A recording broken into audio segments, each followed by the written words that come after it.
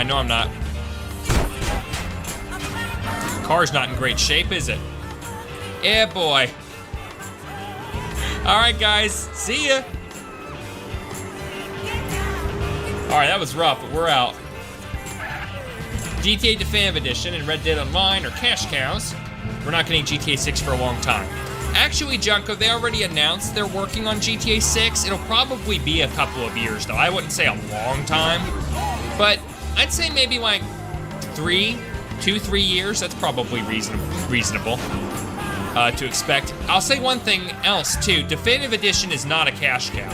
I mean, it was intended to be, obviously. It was a quick little cash grab, but it didn't sell particularly well. So they couldn't be making that much money. Red Dead Online isn't making any money either, which is probably why it's been mostly abandoned at this point. It gets like the occasional event and that's it. Same old Rockstar. Yep, straight up Buster, aren't they, Jack?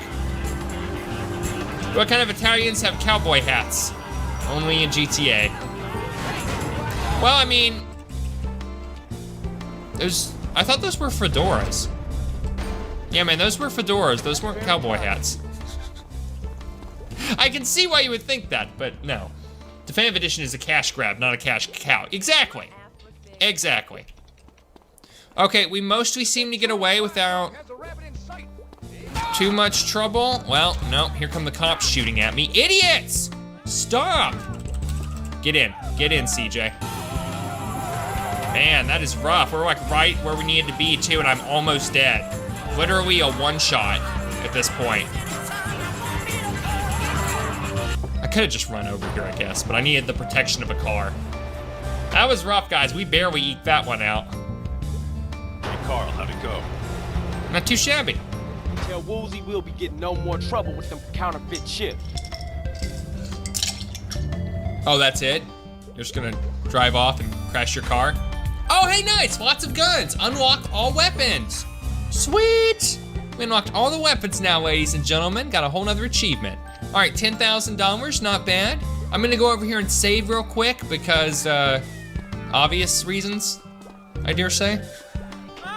All right, guys, so GG. That was our, that was another one of those missions. Now completed, let's go ahead and save. You've had your chips, sweet. All right, I'm gonna go down to the gun store real quick, see about grabbing some more armor. Why is everyone running around? Like a chicken with their heads cut off. Get out of the car, dummy. Why is everything vibrating like it's a controller with haptic feedback? I don't know. Oh, K-Bros. Gotta love K-Bros, right? Go and eat? Nah, save, that'll give you your health back.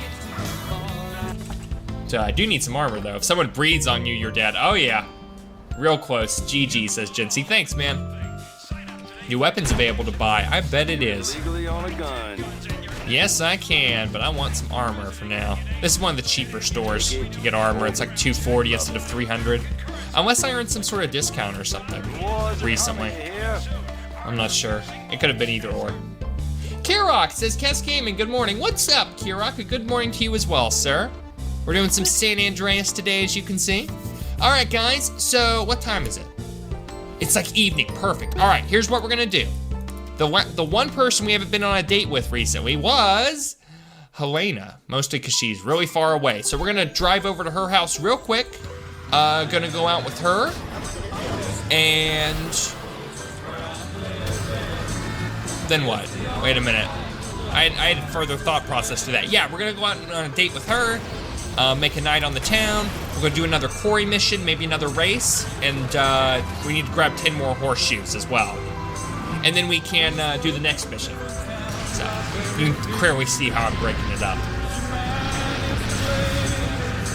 All right, let's go here to the right. This is a fast little car here for being as old as it is. I mean, this looks like a car you'd get in like the 40s. It's cool looking though. I'm hoping she's not in bed by the time I get over there.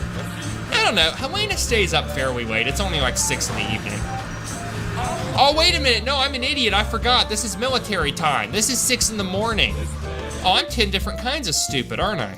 All right, well, you know what the good news is? You know what the good news is, guys? We got a house right over near Helena. In fact, we got a house over here in Blueberry, so we can just save over there and then go to her place once it's a little closer to time. We'll do that. Because, I mean, we went out on dates with Barbara and Michelle, but no Helena. We gotta show Helena some love. Kirok says, since I have never played this game, I was wondering, is gas station robbery available in this version? No. No, it is not, Kirok. You can't rob gas stations in this. So, unfortunately. You can, however, break into people's house doors, like pizza restaurants. Why did they do that? Crap like that. Why? It is not, because I What was a trying to take a mistake. shortcut. So real quick, I'm gonna make a 30-second dash upstairs and grab some more tea. So don't go anywhere, we'll be right back.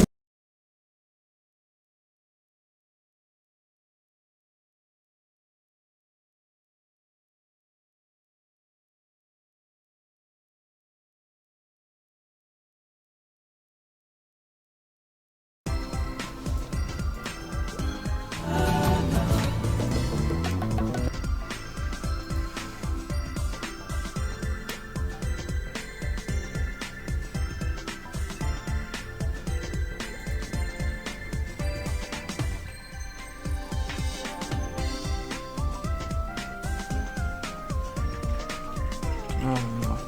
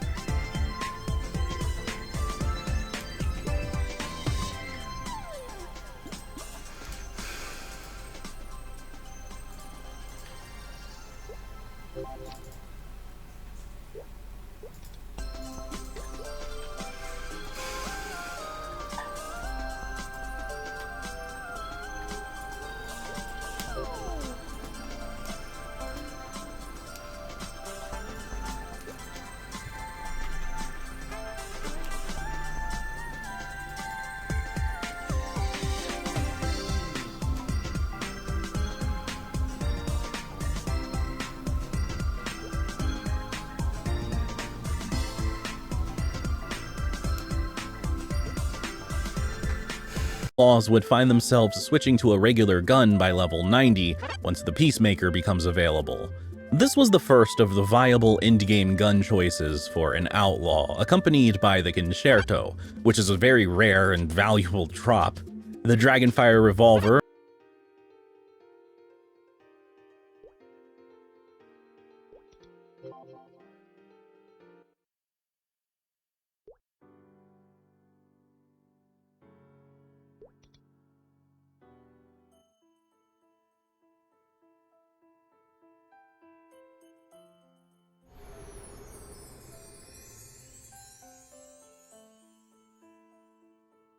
which was only available through crafting or as a drop from a Horntail, served as an upgrade to the Concerto, and the Timeless Blindness, the Pink Bean exclusive gun, was usually the final goal for Corsairs pre-Big Bang. Because of how powerful a Corsair would eventually become, coupled with their low base attack value on guns, it was often extremely worthwhile to acquire the strength necessary to equip the highest level, most powerful gun possible.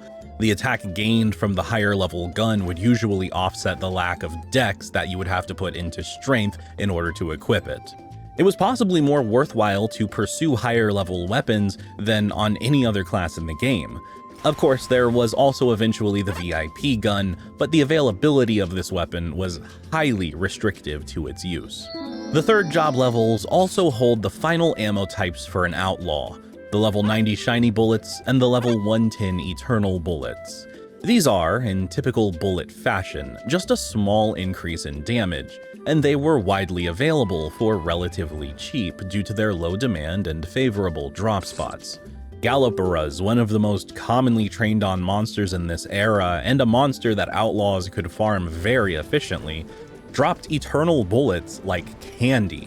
A huge advantage that bullets had over throwing stars also was their stack size, something that would eventually become relevant in bossing scenarios. Eternal bullets stacked at a base maximum of 3,000 per slot, which was increased to 3,200 with full gun mastery, compared to throwing stars, which stacked up to a maximum of only 1,200 on Hwabbies with full claw mastery. This was a significantly larger quantity of reserve ammo, almost 3 times as much. However, while outlaws can carry a massive number of bullets, they never receive a skill that reduces their consumption, whereas Night Lords receive Shadow Star to reduce their star consumption. I believe even with Shadow Star though, bullets do take longer to consume, but I didn't test this. What's interesting about ammo, however, is that outlaws received a unique type of ammo that no other class had called capsules. These capsules functioned identically to other types of ammo, being consumed with every attack and eventually necessitating a recharge at an NPC shop. They came in 2 forms, Blaze Capsules and Glaze Capsules.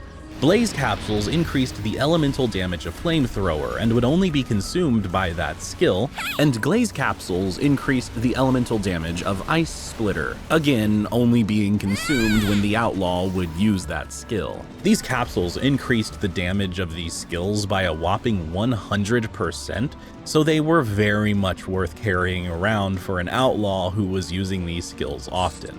Eventually, in version 99, which was the Chaos update after Big Bang, a new tier of bullets, the Giant Bullets, were added to GMS. To this day, these are still the most powerful bullets available to us, but in other regions, including Maple Sea, armor-piercing bullets were instead released. These 2 bullets possess the same attack value increase, but the Giant Bullets only stack up to 3,200, while the armor-piercing bullets stack up to 4,000. Finally, after enduring Gallopera hell for 20 levels, the painful grind for our little Corsair is finally nearing its end. 120 levels of being an underperforming niche class was about to pay off in a mate beating out Third Job's Burst Fire, but still losing out to Double Shot in terms of pure attack speed. However, when you consider that Battleship Cannon fires 4 bullets and Double Shot only fires 2, Battleship Cannon still technically wins in terms of bullets per second. It's tough to overstate how powerful Battleship Cannon is. If it wasn't for a Corsair exclusive mechanic that we haven't discussed yet, they'd be a major threat to Night Lord's single target DPS dominance. Battleship Torpedo is the other skill that requires the player be on their ship. It's a strong, single-line mobbing skill that hits up to 6 enemies at once. It's really good and becomes way better as the Corsair reaches very high levels and gears up significantly, but it takes a while to really reach that point. We find another Corsair exclusive concept in Hypnotize. This skill will, at a set chance, hypnotize a monster, making them attack for the Corsair for up to 40 seconds. This is a neat skill conceptually, but unfortunately, it doesn't have that much use with the way MapleStory is designed. The final skill a Corsair has access to is Bullseye. This is a passive that increases the capabilities of Third Job's homing beacon. Bullseye will, on top of targeting a single enemy, also give 20% bonus against that enemy only for the Corsair, which is nutty when you think about it. Generally, Corsairs are bossing machines, and they can get started pretty early on, even though they don't tend to come online until they've maxed a couple skills, or at least gotten a few points in them. First, Battleship is given a single level almost always. What, you're gonna grind to Corsair and not immediately hop on your ship? If a player has Battleship Cannon and a level of Rapid Fire, they can actually start bossing pretty early on. This even helps with solo bossing, so it's a pretty common route that most Corsairs take. The concept is basically to max all of their bossing skills and then start killing whatever bosses they can find. What's most interesting though is Battleship and how it functions. This unique mechanic, one of many that Corsairs had, is their most iconic skill by miles, and it holds the key to their insane damage output. Unfortunately, Battleship in its first iteration had a major design flaw that effectively limited it to never being leveled beyond 1. Because leveling Battleship would originally increase its cooldown once it broke, most players simply never leveled it beyond level 1, where its cooldown was at its lowest. Wait, Togain, Battleship can break? A Corsair's Battleship has a set amount of HP that decreases as the player takes damage. When this value reaches 0, the ship breaks, forcing the Corsair out of it, and the skill then goes on cooldown. The formula that determines the HP value of the ship was very flawed in its initial implementation. It would only increase the amount of HP that the ship had by 4,000 per skill level, whereas 2 levels on the Corsair would increase the ship's total HP by that same amount while avoiding the added cooldown time associated with leveling the skill directly. A cooldown that would in turn effectively lower a Corsair's DPS over time. This mechanic is one of the largest factors that prevents Corsairs from overtaking Night Lords on the DPS charts. When a Corsair is off of their ship, they are effectively dealing very low damage, and it's not feasible to avoid all damage while bossing. A skilled Corsair will be able to dismount their ship before a powerful attack, avoiding damage and keeping it alive for far longer than a lower-leveled amateur Corsair, but there was a limit to how much a player could mitigate this damage. Even the best Corsairs in the game would eventually lose their ship in an extended boss fight. When not on their ship, the best DPS a Corsair can hope for is just using rapid fire and throwing down their octopus summons as frequently as possible. As the game was updated in the old school era, this higher cooldown per level would be removed, and by version 99, post Big Bang, the entire ship HP mechanic was removed, unleashing a Corsair's full power by never requiring them to dismount their ship. Another aspect of the game that Pirates streamlined was gear progression. In old school MapleStory, pirates are the only job to exclusively use overalls as their armor for every level bracket. Even when Timeless armor was released, this was still the case. Because of this, plus the low attack value on guns, Corsairs were often looking to acquire the highest stat increasing overall available to them.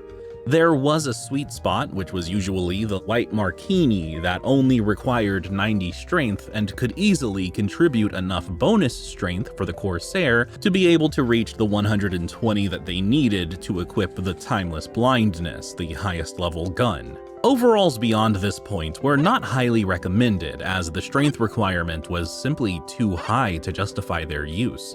You can't get the bonus strength required to equip a Timeless Blindness from your overall if the overall itself already required the same amount of strength to equip.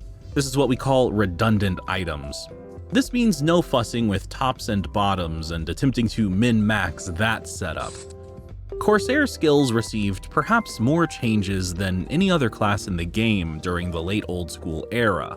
Numbers were adjusted, Battleship was buffed, and Corsairs even saw their minimum distance requirement removed after version 86. All of these changes were great, and they had a hand in reaching the end result of making Corsairs even stronger than they already were.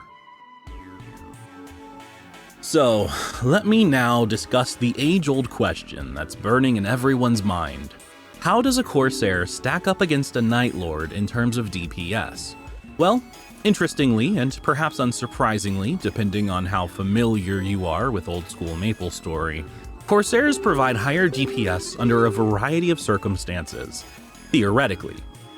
If the party has no Sharp Eyes or Speed Infusion buffs, Corsairs will often outdamage equally powerful Night Lords. That's pretty straightforward. If the party has Speed Infusion but no Sharp Eyes, Corsairs still win, as they actually benefit from the attack speed increase that Speed Infusion brings, since they normally only reach 3 attack speed. Night Lords, on the other hand, always reach the attack speed cap of 2 with their Claws and Claw Booster. If you add Sharp Eyes to the mix, Corsairs are still stronger than Night Lords in theory. Speed Infusion and Sharp Eyes both contribute to their damage, while Night Lords will only benefit from Sharp Eyes. Now, if you take away Speed Infusion, that's the one scenario where Night Lords easily win, even if the Corsair's ship never breaks. As you can see, there are plenty of scenarios where a Corsair will easily outdamage a Night Lord, right?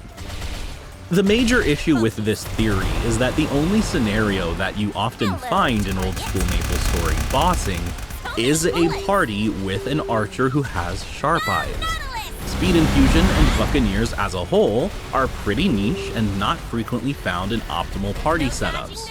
It's also very uncommon to run a boss without a Night Lord, and every Night Lord on Earth wants to have an archer with Sharp Eyes in the party. So, while Corsairs are superior in a number of scenarios, the one scenario that matters and occurs most often is the one instance where they're beaten by Night Lords. Despite this, Corsairs will often come out on top with their cheaper gear, allowing them to surpass a Night Lord's gear progression very early on. Of course, the further you get into endgame, the more this doesn't matter. What this means overall, though, is that Corsairs are kings of solo bossing, right up there with Bowmasters and Marksmen. Their lack of reliance on another class for a buff to unlock their potential damage output means they can join a party without Sharp Eyes or Speed Infusion and still deal 83% of their potential damage. Night Lords without Sharp Eyes only deal about half of their potential damage, for reference. Corsairs are stronger under perfect conditions, but these perfect conditions are uncommon at best and also boss dependent. Night Lords will have a much easier time in Horntail, for example. Horntail is a boss who frequently dishes out attacks that are not telegraphed in any way, meaning a Corsair will likely not have time to dismount their ship before an attack to avoid Horntail damaging it. A Corsair's lack of reliance on other classes gives them versatility that Night Lords don't have, and since they're one of the few classes with a skill-based mechanic, Corsair is often seen as one of the most well-respected classes in the game. Obviously, Night Lord still has a lot going for them despite this, so they're still the kings of old school MapleStory, even if they lose out in DPS to the Chad Corsair from time to time. I think they'll be okay. This concept of theoretical damage output versus practical damage output is very common in MMOs, and it's fueled this debate of Corsair versus Night Lord, one that has raged on for years. Even to this day, most people don't fully understand which of the two is the stronger class.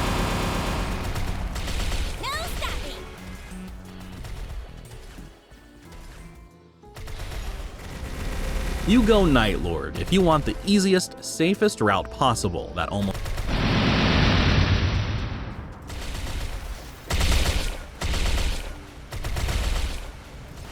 So many bullets!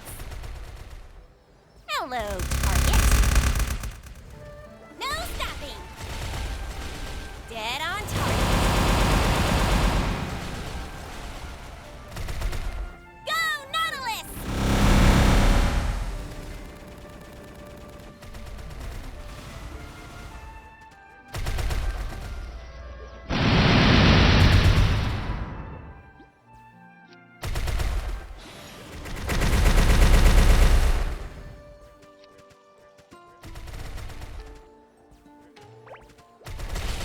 There's no dodging this.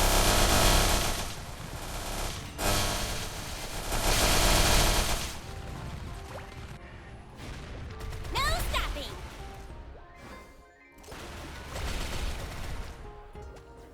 Dead on target.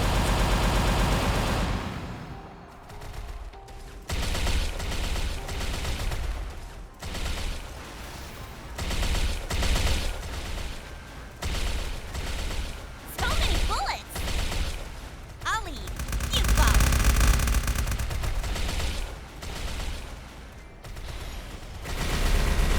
Ah! No stopping.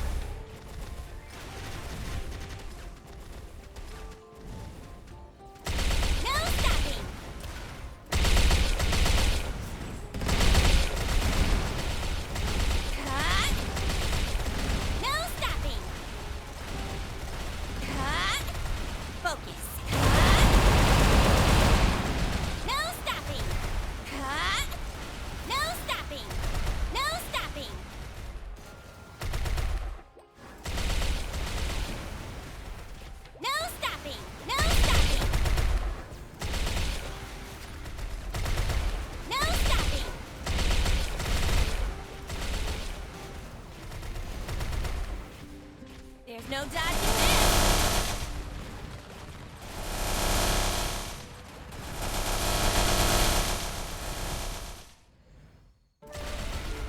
Focus.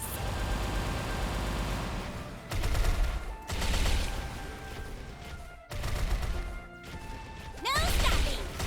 Cut. Cut.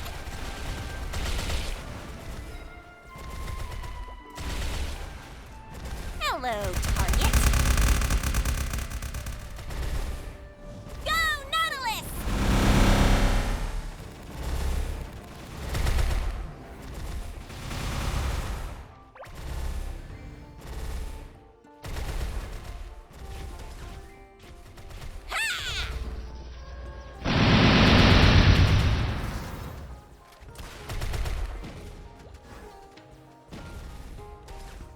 Focus.